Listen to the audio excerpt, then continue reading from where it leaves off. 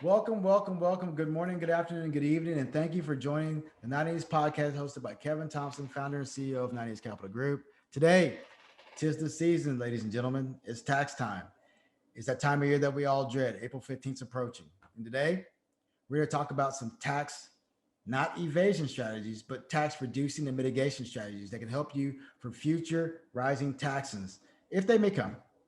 So before we get started, remember, go to my website, www.90scapitalgroup.com. Schedule an appointment if you have any questions about today's topics.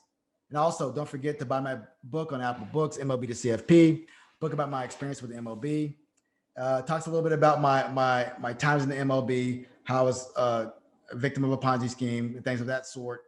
Go ahead and purchase the book. It's a great read.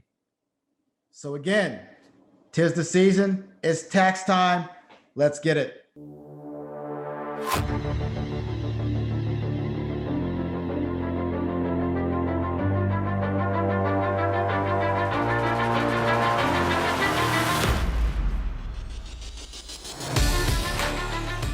So we all know April 15th is approaching.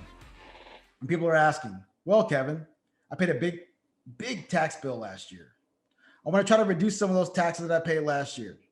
So here are a couple of strategies that you may employ as you get closer to the 2021 April 15th deadline. One strategy here is a tax reducing strategy. Boom, I said tax reducing. That is traditional IRAs. We all know what these are. As of now, 2020, 2021, the amount you can put into a traditional IRA is $6,000 if you're under the age of 50, or $7,000 because there's an additional catch up if you're over the age of 50. There's one caveat. If you make too much money, you cannot take a deduction on that $6,000 or $7,000. So there are income limits. So I would say go to the website, IRS website, and look at those income limits because I don't want to go through those all today. If you do have questions on that, you can give us a call, schedule an appointment, go to my website, 90scapitalgroup.com to book it. However, there are income limits. So if you go above those income limits, if you're single, if you're married, you can make a contribution to your traditional IRA. It just depends if it's going to be deductible or not. So traditional IRAs, the beauty about traditional IRAs right now also is that those that are above these are above the line deductions. Above the line deductions. They come right off your income. So if you make $100,000, you put X amount of dollars into your traditional IRAs from a deductibility perspective, it comes right up off your income. It's an above the line deduction. Very, very powerful reducing strategy. Also, another beauty about it, the fact that you can put money into your traditional IRA up till April 15th for 2020 for the prior year. And you can also not only just make for the prior year, but you can put the current year in at the exact same time. So if you have some money laying around, you want to make some tax reducing strategy moves, you can put up to $12,000 if you're under the limit of the income limit and get a deduction, or up to $14,000 if you're under the income limit from a deductibility standpoint if you're 50 for purposes into your IRA by April 15th. Or you can just wait and just do one or the other by the end of the year.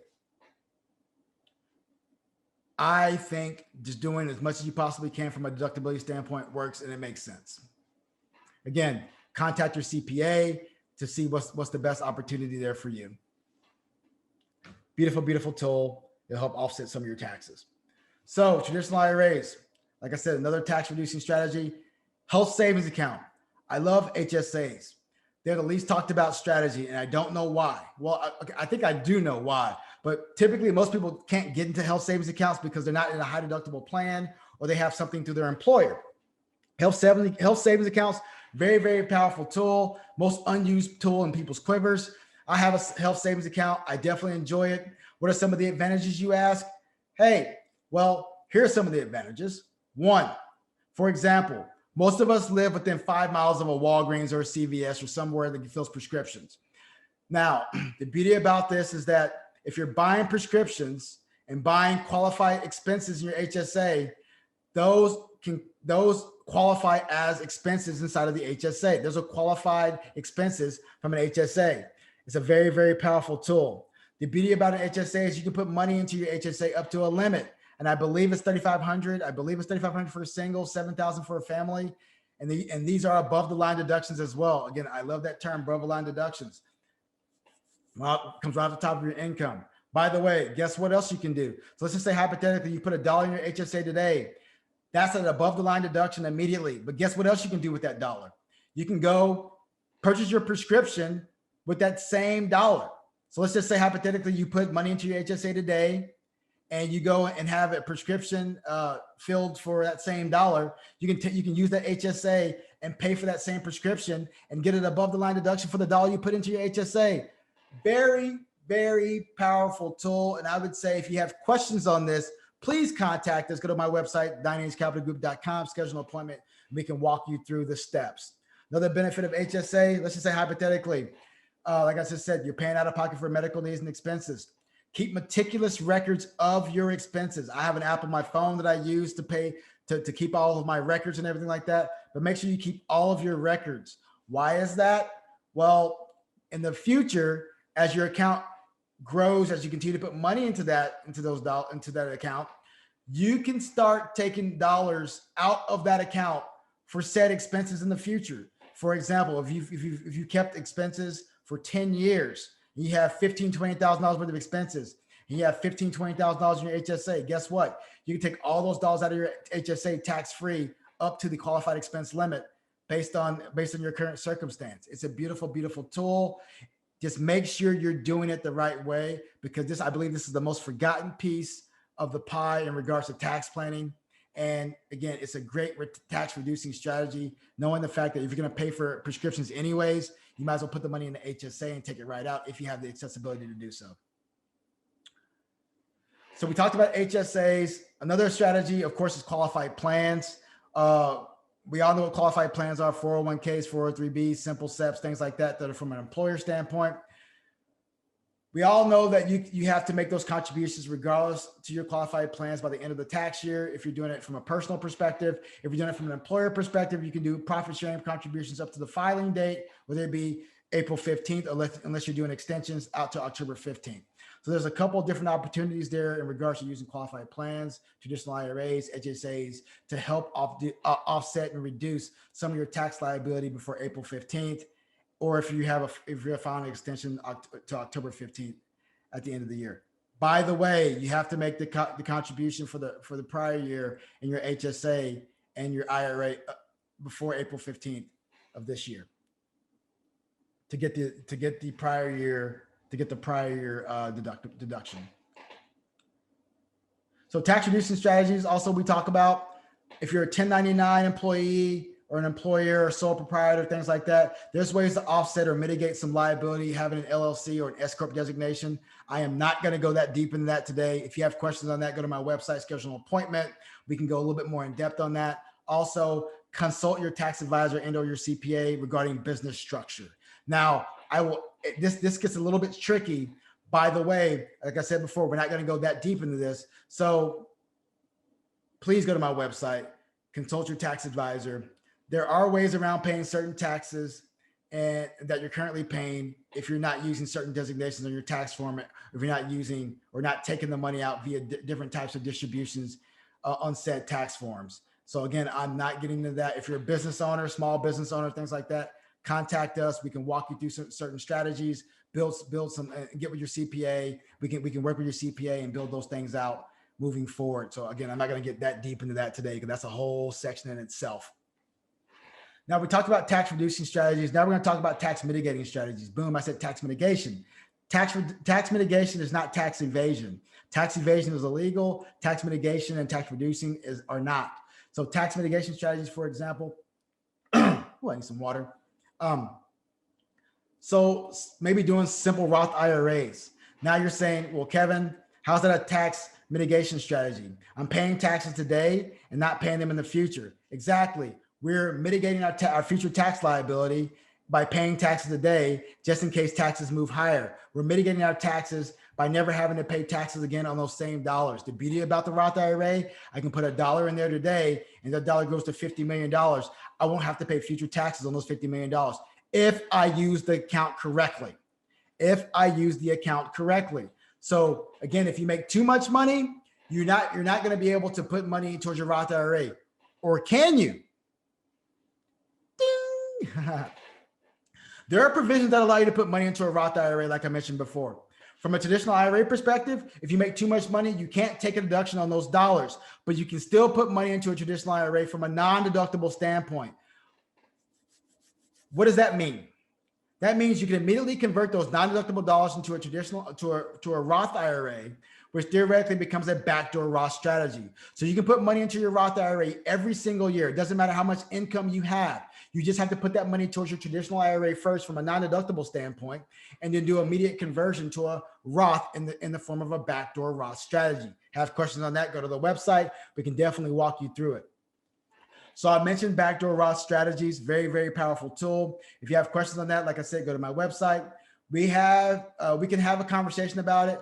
Part 2, Roth conversions. Most of us have a lot of money sitting in traditional IRAs or 401ks. There's a way to offset your future tax liability by paying taxes today in a lower tax environment than you believe you'll be in the future. Say, for example, there's a Roth component to your 401k at work. You can now go into you can go into your traditional IRA component because they're putting the profit share inside of there. You can actually go and do a conversion from that traditional IRA into your Roth IRA. You will have to pay taxes on that conversion, but what you're getting today is tax dollars that will eventually be tax-free on distribution. So how does this work? Well, you're gonna have to do some paperwork, you're gonna have to sign some documents, then you'll end up converting those dollars over to your Roth 401k or a Roth IRA, depending on how your account's set up at your job. Beauty about this, dollars will basically continue to grow the rest of their lives, never to be taxed again. It's a beautiful, beautiful thing. So if you're gonna do a Roth conversion, you're gonna do a Roth conversion into a Roth IRA or from a traditional IRA, or from a traditional IRA to a Roth IRA from Roth 401k.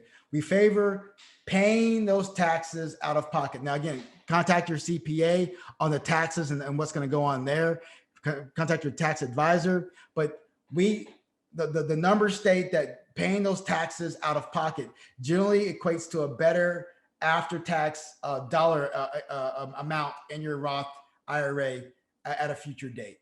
So we ran the numbers, and that's what it comes out to. But again, contact your CPA and your tax advisor in making those designations.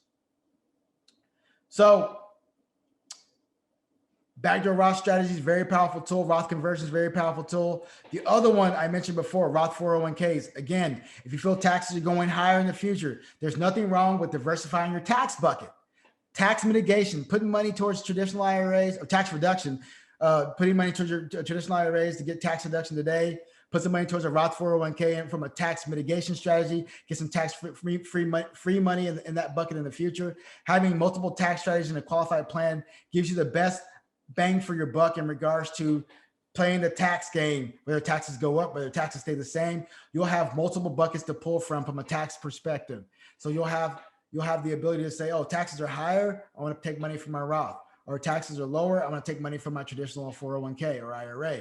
It's a good opportunity to put that into play for you moving forward.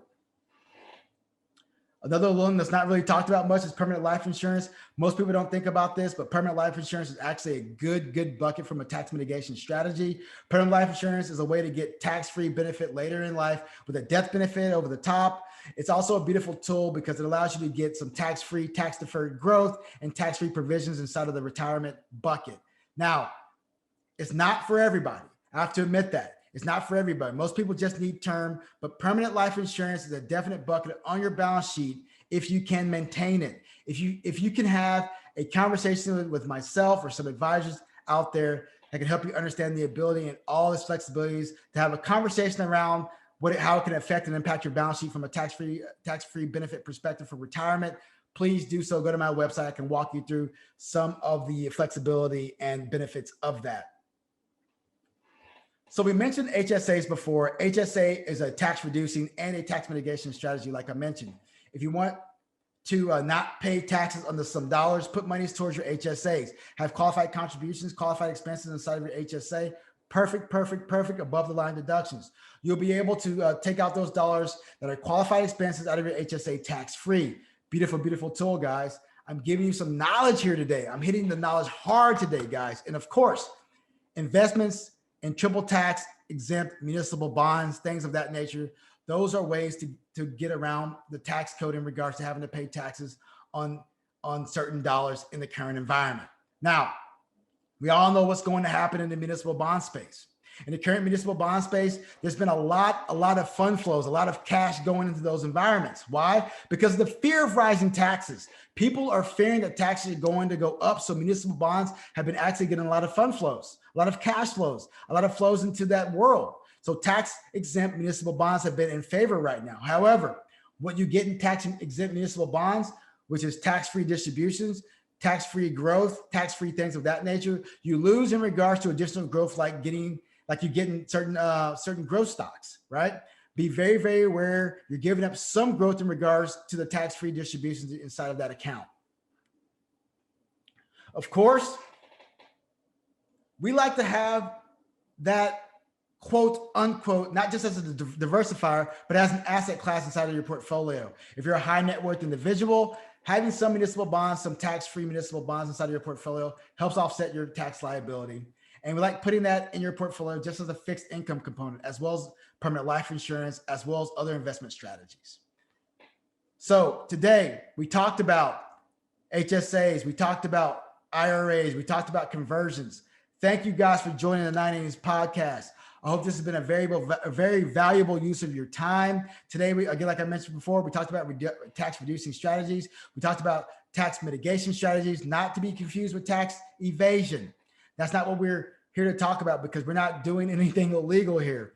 We are talking about things that are legal, things that are right, things that are in the tax code that can help you offset or reduce your tax liability, not only for today, but for future. Again, thank you guys for joining the 980s podcast hosted by Kevin Thompson. Again, go out. Don't forget to go out and buy my book, MLB to CFP. That's available on Apple Books. It is there for you.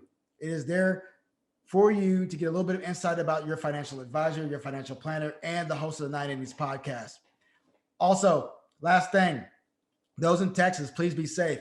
I hope everything that went wrong last couple of weeks is getting better for everybody. I hope everybody got their energy back. All my fellow friends here in Texas and Fort Worth area, we were hit hard, but again, we will survive. Thank you guys for joining us. Thank you guys for listening. I hope this has been a valuable use of your time. Don't hesitate to go to my website, 980capitalgroup.com. Stay focused and stay safe.